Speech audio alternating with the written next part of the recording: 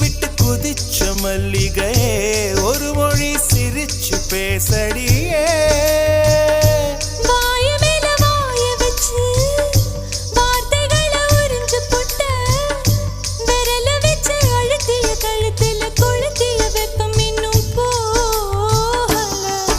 அடியும் போல செவப்பு இல்லை